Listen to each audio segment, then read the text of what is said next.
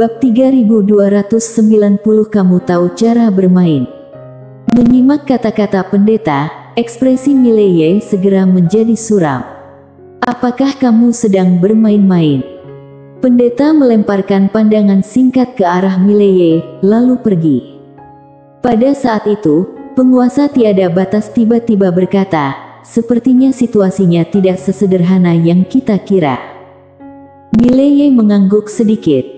Jika klan Dewa Taichu benar-benar hanya terikat oleh sumpah, mereka tidak mungkin begitu keras kepala. Terjebak dalam sumpah selama ribuan tahun, dia tidak terlalu percaya. Penguasa tanpa batas bertanya, apa rencanamu selanjutnya? Mileye menatap pria berpakaian hitam dan pada saat yang sama, pria itu juga menatapnya dan penguasa tiada batas. Mileye menyunggingkan senyum, kamu tidak benar-benar akan menyimak kata-katanya dan pergi ke alam semesta bawah, kan? Pria berpakaian hitam menatap Mileye tanpa berkata-kata. Mileye melihat penguasa tiada batas, ayo pergi. Mari kita tingkatkan kekuatan ilusi sejati. Setelah berdialog demikian, dia segera menghilang dari tempatnya. Jika tidak bisa menang, maka kembangkan diri sehari. Pasti akan datang saat dia bisa menang. Penguasa tanpa batas juga menghilang. Di kejauhan, pria berpakaian hitam tersebut berdialog dengan suara berat, apakah semua orang di bawah begitu kuat? Di atas pohon Dewa Taichu, pendeta melihat ke arah jauh di mana Mileye dan penguasa tiada batas pergi. Di sisinya adalah kepala klan Dewa Taichu. Kepala klan Dewa Taichu berbicara dengan pelan, dunia ilusi sejati mengalami perubahan besar. Pendeta Agung tetap diam.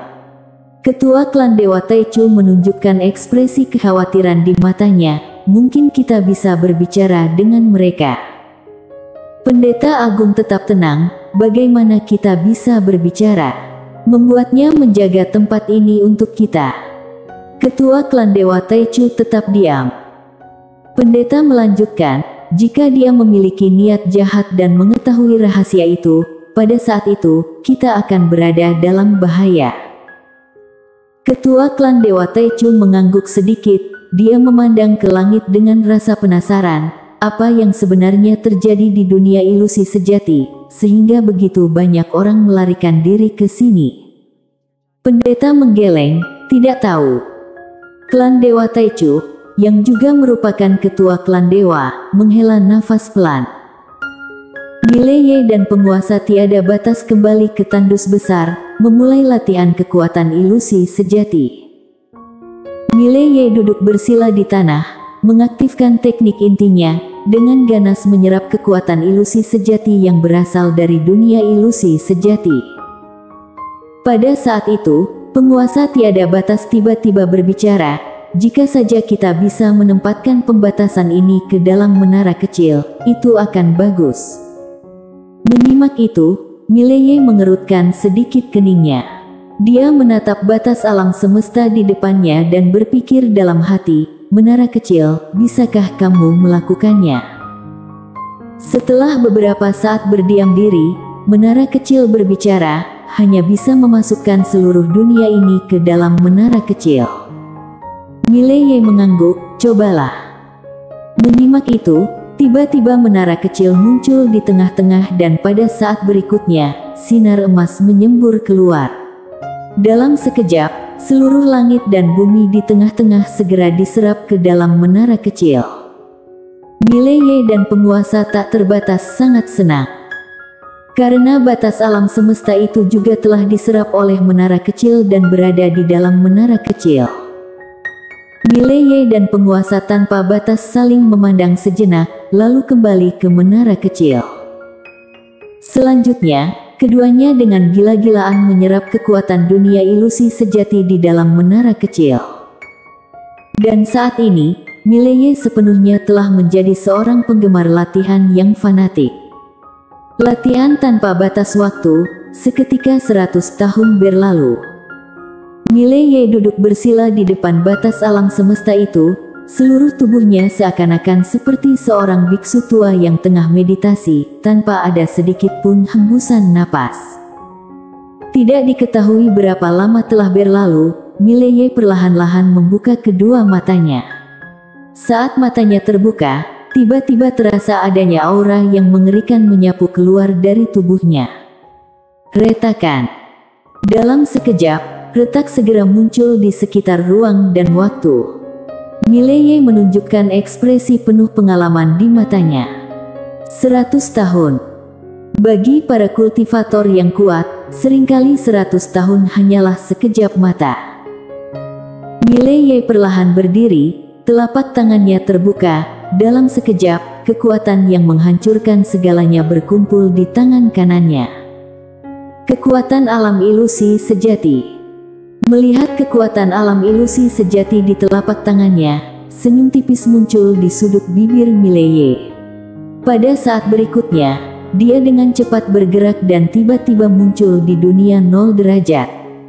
Ruang waktu 0 derajat. Mileye membalik telapak tangannya, dalam sekejap, ruang dan waktu dunia 0 derajat segera terlipat olehnya. Melihat adegan ini, Mileye menggelengkan kepala sambil menyunggingkan senyum. Setelah 100 tahun berlatih dan dengan kekuatan alam ilusi sejati, barulah dia mampu melipat gandakan ruang dan waktu di sini. Tidak dapat disangkal, ruang dan waktu di sini sungguh luar biasa. Ketika ruang dan waktu di tengah-tengah dilipat menjadi sebuah garis olehnya, garis di telapak tangannya menyatu dengan kekuatan alam ilusi sejati. Dalam sekejap, seluruh dunia 0 derajat merasakan aura yang sangat menakutkan. Pada saat ini, seolah-olah teringat sesuatu, Mileye perlahan-lahan menutup kedua matanya. Pada saat berikutnya, jiwa pedang dunia tiba-tiba menyembur keluar dari tubuhnya. Dentuman. Dalam sekejap, seluruh dunia 0 derajat segera mendidih. Pada saat ini, jiwa pedang dunia miliknya jauh lebih kuat dibandingkan sebelumnya. Meskipun hanya 10 tahun telah berlalu di dunia luar, dalam 10 tahun tersebut, di bawah penaklukan Tuan Putri Kara dan Kaisar Bulan, wilayah Akademi Guanxuan telah berkembang lebih dari beberapa puluh kali lipati. Saat ini, Akademi Guanxuan menjadi kekuatan super terkemuka di antara dunia puluhan ribu surgawil. Melihat kekuatan kepercayaan yang tak terbatas di tangannya, Mileye menyunggingkan senyum. Kekuatan yang dimilikinya sekarang, dibandingkan 10 tahun yang lalu, telah berkali-kali lebih kuat. Saat ini, dalam seluruh alam semesta ini, mungkin hanya pohon Dewa Taichu yang memiliki kemampuan untuk menembus jiwa pedang dunia miliknya. Pohon Dewa Taichu. Mileye menatap pohon Dewa Taichu dan pada saat itu, seorang wanita tiba-tiba muncul di hadapannya, ternyata pendeta. Pendeta melihat Mileye, apakah kamu minum obat? Tidak bisa dipungkiri, saat ini dia agak terkejut. Sial. Setelah menghilang selama 10 tahun, aura pria ini benar-benar berbeda. Mileye sekarang dan sebelumnya benar-benar seperti dua orang yang berbeda. Keberanian yang tidak masuk akal. Lebih banyak omong kosong daripada berkah. Mileye menatap pendeta, mari bertarung. Setelah berdialog demikian, dia segera melemparkan pedangnya. Dengan satu gerakan pedang, seluruh ruang waktu 0 derajat mendidih pada saat itu. Pendeta tiba-tiba mengerutkan pupil matanya, telapak tangannya terbuka, dalam sekejap, sejumlah cahaya emas meletup dari dalam dirinya. Guntur bergemuruh. Ketika kedua kekuatan itu bersentuhan, gelombang energi mengerikan melebar dengan cepat. Segera setelah itu, pendeta mundur dengan kasar puluhan ribu zang dan pada saat yang sama, sebuah pedang melayang ke arahnya. Pupil matanya mengerut, pendeta tiba-tiba mengepalkan tangan kirinya ke depan. Sekejap, cahaya emas berkumpul menjadi sebuah perisai emas yang muncul di depannya. Dengan dentuman keras. Seiring dengan serangan pedang itu, perisai emas hancur berkeping-keping dan pendeta sekali lagi mundur puluhan ribu zang, kali ini segera kembali ke depan pohon Dewa Taichu. Dan pada saat itu, sebilah pedang kembali menyambar. Pendeta menunjukkan ekspresi licik di matanya, dia membuka telapak tangan kanannya, tiba-tiba, sinar emas turun dari langit dan mendarat di telapak tangannya. Berkat, dengan ledakan keras, pendeta menggenggam sinar emas itu dan dengan satu pukulan yang tajam. Dengan pukulan ini, cahaya pedang dari Mileye seketika terhenti di tempat dan pada saat berikutnya, dia kembali dengan satu pukulan lagi. Dengan dentuman keras, cahaya pedang hancur, Mileye terus-menerus mundur puluhan ribu zang.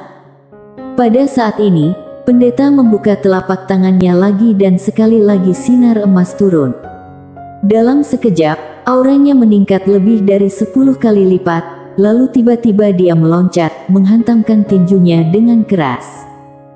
Dengan dentuman yang menggelegar, sejuta zang cahaya emas turun dari langit, menghujam segera ke arah Mileye. Di bawah sana, Mileye menyipitkan matanya, dia dengan lembut menekan jari telunjuknya dan tiba-tiba, pedang biru gaib meluncur dari sarungnya. Grogi. Suara pedang Tao bergaung melintasi seluruh dunia 0 derajat, pedang biru gaib membawa cahaya pedang segera menebas sinar emas itu. Dengan dentuman keras, kedua kekuatan itu segera hancur bersamaan dan Mileye sekali lagi terdorong mundur puluhan ribu zang. Ketika dia berhenti, ruang dan waktu tempatnya berada segera hancur dan lenyap.